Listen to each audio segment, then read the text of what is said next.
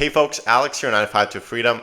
In this video, we're going to talk about the slight slip in the market that we saw yesterday. We're going to talk about what we received in dividends, and I got a strategy for those folks who capitalize on utilizing a Heloc for their investments. And for those who are new, on this channel, I document my journey achieving financial independence using high yield dividends and how that will one day replace my job. Currently, I'm expected to make roughly over $170,000 on my investments per year using margin, using Robinhood, and using these high yield dividends. So we're going to show you my portfolio. We're going to talk about strategy. And in the end, I'll talk about the Heloc strategy and how we can mitigate and avoid any type of margin calls. So let's talk about that and let's hop into it, folks. We'll start with the markets. Friday, we closed the markets in the red, bearish. We had S&P 500 down 0.64%, Dow down 0.2%, NASDAQ 1.15%, big hit on the tech industry. Russell down 0.5%. We see that the VIX volatility index was up over 6%. And gold was up over 1.2%. So lots of stuff going on, but September, folks, we'll see what's going to happen. There are talks again. It sounds like it's been confirmed that the rates are going to be cut in September. If that happens to be true, we should see, in my opinion, again, none of this financial advice, folks. This is just my own opinions. So I'm thinking we should see a little bit of an uptick. Now, one of the things with a down day like this, any type of dividends you're getting, it almost feels like you're spinning in the same place because of the hit that you get on your portfolio. Now, I did do a little bit of buying yesterday, taking advantage of DCA, dollar cost averaging down. And I did use some more margin in order to buy a little bit more of the market. Now, this is something that I'm getting a little bit more cautious on and something that I've been thinking about if I increase my position in things that are not tied to the tech industry. And one of the things that really has been hurting this month is Bitcoin, folks. Those who are holding funds like YBTC, BTCI, anything that has to do with Bitcoin, MISTI, MSTR, we've seen a downtrend on Bitcoin. Not sure why this isn't loading, but basically, yeah, we've seen a little bit of a hit, and I think that it sucks for our portfolios. Here is the 1 month chart. We're down over 8% from our all-time high. Now, if we zoom out a little bit here, we'll look at the 1 year chart. You can see how we're approaching this resistance level down here, and we'll see it's going to be all matter of will we hold that resistance level and continue to keep going up, or is this something that's going to crash down even more once it breaks that resistance? Again, really not sure. I don't think anybody really knows. Everybody has their own little theories. Some folks are saying we're going to go to $250,000. Other folks are saying we're going to see the $60,000 mark here shortly. Again, Bitcoin is very volatile. And right now, I'm kind of like looking at my portfolio. I have quite a bit into the Bitcoin funds, which, again, in times like this, when it's going down, you're thinking, why do I invest so much into it? But in times when it's going up, you're always thinking, FOMO, why didn't I buy more of these funds? So that's one of the things that I think a very well-balanced portfolio would really help out in all sorts of fluctuations. That's one of the reasons I've been kind of thinking about what are some of, let's see, gold paying ETFs or even bond ETFs that are able to provide a little bit more stability on these downturns. The other thing I've been thinking about, what other sectors of the market we could be buying and just holding stocks in. It doesn't have to be dividend paying, but in events of dips like this, we can unload those stocks and capitalize on that cash in order to buy the dip. So those are some of the ideas. Let's talk about my portfolio, folks. So this is what I have. This is all of my positions here. I talk about these on all of my videos. And right now I'm floating a little bit under $250,000 in my portfolio with my own money. Now this portfolio represents over $470,000 worth of ETFs that are paying me dividends, and I'll get into that in a minute. But you can see here some of the things that happened yesterday. Big hit on, again, NASDAQ, QDT from Round Hill. This is a 0DTE ETF that pays you dividends on a weekly basis. I saw 1.32% hit. Now I have over $90,000 invested in here, so you do the math. 1% of that, $1,200, right? XDT, this was on S&P 500. We saw that S&P did not get affected as much.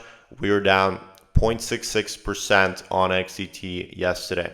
Now again, talking about Bitcoin, look at this big hit that I took yesterday. This is really what hurt me.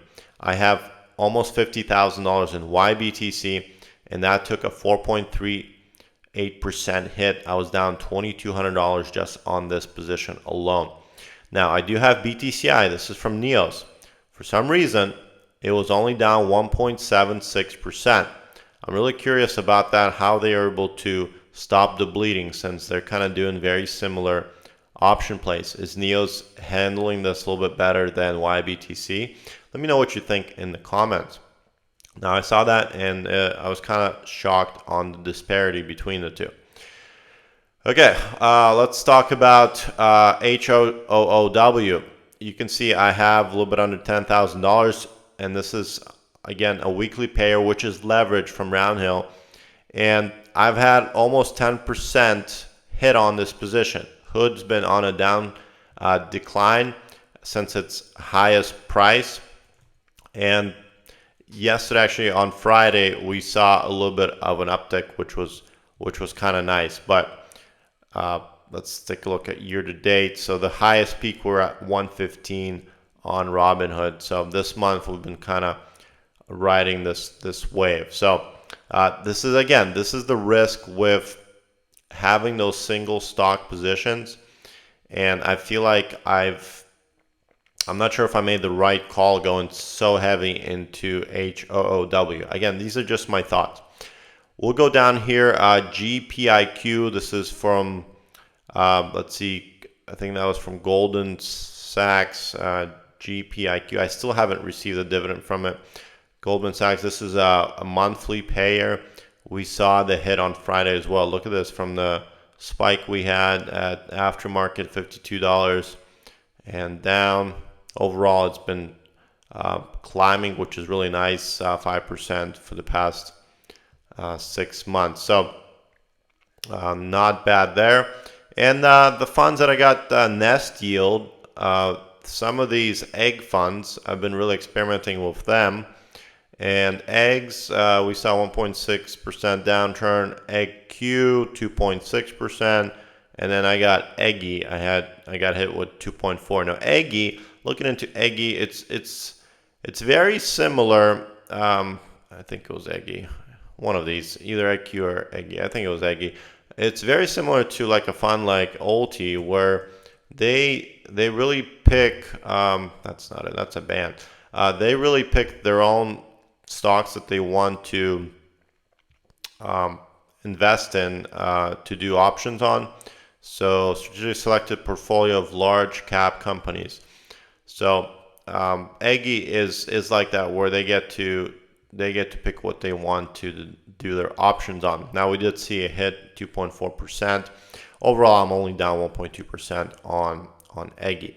So that is my positions, and we'll look at Ulti, since we've talked about Ulti a lot. I did. This is one thing I wanted to cover too, folks. With Robinhood, one thing that I learned: if you have Robinhood, you have access to aftermarket trading. So when the market closes 4 p.m. with Robinhood, you're actually able to trade all evening long, all night long. One of the things I've been doing, I've just been putting orders out, like a 24-hour order, and swooping up some Ulti shares on the down low. And that was kind of interesting idea. I can talk some more about that in a separate video. But basically, you just set up a limit order, and let's say Ulti's at 567. We did see a drop on Friday. But let's say you set up an order at 550, and that's your limit. Now, if in the aftermarket it dips down, which we see Ulti does that all the time. Aftermarket, you see a dip down, it'll actually execute that order and you can buy it at a discount, which is really cool. Or you can set up limit orders to sell and you can capitalize on aftermarket orders to execute a sell position. Now, it doesn't have to be Ulti, I'm just using that as an example. But as you can see, my Ulti position actually has been kind of climbing up. I got over 5,500 shares at this point in Ulti, which, as you know, I've had over 40,000 shares at one point in Ulti. So these are my positions. This is what we're kind of seeing. It was, it sucked seeing the red day on Friday, going into a long weekend. It was a little bit disappointing, but that's the market fluctuations. And obviously, we took a pretty small hit overall compared to the holdings that we have. So we're really trending with the market. There's nothing to panic about. It's not that these funds are not holding up. It's just the market fluctuation that we're getting. So I think having some reserves and some money on the side really helps out in these situations, which I'm going to get into next after we cover the dividends that we received. So we'll just look at the buying power here. As you can see here, my available margin is $431,000. I'm using $227,000 of margin. I'm a little bit high because I've been buying some of that dip. Now let me just show you here. I'm still at low risk. My margin maintenance $120,000. One thing that's cool with Robinhood is a lot of these tickers, margin maintenance is only 25%. And the buffer I have right now over the margin maintenance requirement, which means that if, let's say overnight, the margin maintenance goes up by 25% for all of my funds, I would still be in the green. I would not have to worry about that. Again, this is my own money invested in here, and you can do the math. If you add up how much money I have invested and how much money I'm using on margin, you could see, I'm not sure why it doesn't just show that to you, but I'm at $477,000 roughly invested. Now, one thing that's cool about Robinhood, for those folks who are at other brokers like Fidelity, E-Trade, or Charles Schwab, the rates are ridiculously low on Robinhood. If you have over $100,000 on margin, the rate's only 5.25%. If you're under that, it's 5.55. I know folks in all of those other brokers paying at least 12, 13, some even higher percent a year on the margin that they're using. Also, Robinhood is offering $1,000 free, interest-free with a gold membership. This video is not sponsored by Robinhood. I will have my referral link. If you use it, we each get a free stock. Just a great way to help out yourself and help out this channel. Let's talk about what I received in dividends. This is my dividend tracker. Again, I built this in Google Sheets. It's a free cloud software, very similar to Microsoft Excel. I have a video on my channel where I show you step by step how you can create your own spreadsheet. You don't have to pay anybody for it. You don't have to buy anybody's course or have any kind of monthly membership. Everything I give you here, folks, is for free. I'm just sharing my knowledge as I'm learning. None of this, is being charged out of pocket. So the only thing you can do to show your appreciation, if you haven't subscribed yet, please do that and leave a comment, and that will really help drive this channel to other viewers. So let's talk about the dividends we received this week. This is the week of the 24th. This is week 34 this year. I've been tracking this since January. I know time's flying by. It's going to be snowing here shortly, and we're going to be 1 year in, which is just insane. So we'll start from the left here, XDT, and I'm just going to zoom in a little bit, folks, in case those are on mobile so you can kind of see a little bit better. XDT, I got $487. QDT, $511. Ulti, $460. YBTC, $497. Maggie, $460, almost $5. HOOW, $131. BTCI, nothing this week, nothing. As you can see, I have these grouped by the month that they're paying. The yellows are my weekly payers. So this is the blue month, which was last week. And then we're getting to the green month. And we got $287 from SMCY. almost 35 bucks from eggs, 81 bucks from Eggy, and $4.56 from EggQ. For the week, we are finishing at $2,876.41. Now, if you saw my previous video, you can see that my portfolio balance has not really changed. So did I really make this money? Well, and this is where market fluctuations, like I said, really affect your portfolio. And so how do I use the money that I've made? Where does it go? And I had a lot of questions from the previous video. Really, folks, the money that you're making in dividends, if you don't have drip on, you're using margin, all of that money goes directly against your margin. So my margin yesterday went down by $2,876, but we also saw the market dip down. So my margin went down. So how do I get this money out? Well, really, you just go into Robinhood and you're able to withdraw that money. You can use a debit card that they give you. You can use a transfer to a bank. Let me just show you here. In order to avoid showing any of my personal information, you basically click on transfers, and then you'll see that you can actually transfer to a bank account. Now, what do I have available to withdraw? I can withdraw $101,000 from margin into my checking account. So this money could be used, again, you can do whatever you want with it, but you have to be responsible. So I'm not telling you what to do with it, but you could, spend it on your groceries. You can go buy a car, you can go buy a house, whatever you want to do. Just know you're going to have to pay for the margin interest. In an event of a huge correction, you might get a margin call. So those are the risks that you will carry.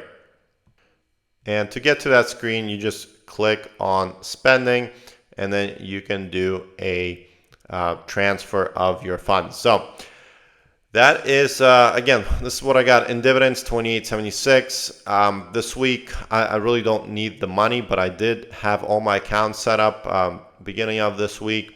So everything's really on autopilot. All my bills are being paid out of my brokerage account. I'm utilizing the Robinhood's credit card, folks. If you haven't got that, make sure you put a reserve on that. And with their credit card, you get 3% cash back on all purchases. The other thing that's cool is on certain gas stations like BP and Sunoco, I think it's called, and a couple others, you get 50 cents per gallon on all the gas that you get, which is just bananas. That's a really great deal. Again, my referral link is below. So if you're looking to switch to Robinhood, I think now is a great time. All right, so let's talk about the last thing I wanted to cover. And this is how do we utilize, mitigate the risk using margin by capitalizing on a Heloc. Now, this is just a simple strategy that I drew up this morning. So I just want to go through it. Let me know what you guys think in the comments. I've done a very similar thing with my Heloc. So I do invest in real estate. And one of the things that I've done on my last deposit of the money is I've taken out a Heloc against one of my rental properties. Now here's the logic, and I've been really thinking about what is the proper way to approach this to mitigate the risk. So in this scenario, if you have a home, and maybe this is your personal residence, again, none of this is financial advice. This is very risky. I'm not telling anybody to do this. If you've already decided to do this, I'm just laying out a strategy that I'm using. So again, viewers' discretion be advised. If you take a Heloc against your home, right now the rates on a personal Heloc are probably around between 7 to 10%. If you have investment real estate, one of the hardest things is to find a bank that's able to give you a Heloc to begin with. But if you do, we'll just use in this scenario, if you take a loan out for, let's just say $50,000, okay, we'll just use this scenario, we'll just say 50 grand. So if you take $50,000 on a Heloc, okay, so that's going to come out of your home, and you're going to have to obviously pay interest and maybe even principal on that, depending on what your terms are. You're going to deposit, or I'm going to deposit, or I did deposit the money into your brokerage account, okay? So the money is now there. You owe $50,000 to your bank, okay? And we'll just say negative $50,000. And I'm just trying to make this flow a little bit for everybody. So let me zoom in so you guys can see this a little bit better. Okay, so now you owe $50,000 on to the bank, you got $50,000 in your brokerage. Well, then you're going to obviously, what do we do on this channel? We purchase, or I purchase, dividend paying ETFs. Let's say you buy something like, I don't know, something very safe in my opinion, like let's say SPY. Okay, SPY doesn't erode as much and it's holds up its NAV, or even if you buy like eggs or something like that, whatever. So let's say you buy SPY, $50,000, and you are getting, well, you won't get 20% dividends. Let's say you get 14% in dividends. Okay. Well, now you can use margin. So when you deposit money into, let's say, Robinhood, Fidelity, whatever, they really give you dollar for dollar. And especially what I'm seeing in Robinhood with the 25% maintenance, you're going to get another $50,000 that you can margin, right? So what are your options? Well, option one is you're going to margin another $50,000, and let's say you buy $50,000 more of SPY on margin, and let's say you get it at 5%. Well, in this scenario, it'll probably be like 5.55%. I don't want to get hung up on these decimal points, but that's one scenario, right? So you'll have 50 grand of your own money. Not your own money because you're actually borrowing it, and then you'll have 50 grand on margin. Now, if we have a big correction, like say 10, 20%, you could be at risk of a margin call potentially, right? So what's the other thing that we could do? Well, the other thing that we can do, and this is what I've been thinking about, instead of buying $50,000 of more SPY, what you can do is, in turn, you can take that money out of margin and then you can pay off your Heloc. Okay, so essentially, now you are down to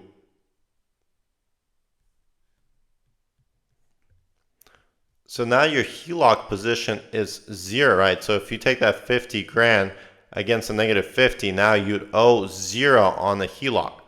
Now, you still have the $50,000 that are working for you in your dividends, right? So you still have that in there and available. Now, what is the point of all this? Well, look at this. Your margin, you're going to have $50,000 on margin. So we'll just say negative $50,000 because we use that to pay off the Heloc. Now, every time that you're going to get your dividends, it's going to pay off your margin position, which is now at a lower rate. But this really reduces your risk because think about it. In a market correction, let's say we have a 20% or a 30% correction. If you get a margin call on this $50,000 position, you have your Heloc available and you can cover that margin call. You see what I did there? So you're able to really pull money out of thin air, which is out of your house that's not making you any money. You can then make some money on it, and you can hedge it by paying off that Heloc.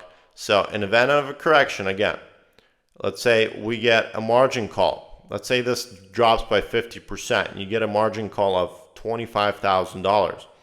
Well, you have that available money in your Heloc, and you go right ahead and take care of that margin call. The other thing that you could do really is you can use that Heloc now to buy the dip on any type of good size corrections. Let's say if we have a 10 or 15% correction, you have this money available. So this is really what I've been thinking about, and this might be something that I'll be implementing with the current loan that I have against my rental property. So let me know what you guys think in the comments. Does this strategy make any sense? I know it's risky, folks, but really, people have been telling me that I'm an idiot when I started investing in real estate because there was a lot of risk borrowing money from the bank. And then I've built something with it. I got several rental properties that provide me cash flow that build my wealth. And everything requires some sort of risk if you want to get ahead. So that's the conclusion of today's video. I hope you guys enjoyed it. If you did, make sure, again, give me a thumbs up, subscribe to this channel, and we'll see you on the next one. Have a great weekend, folks.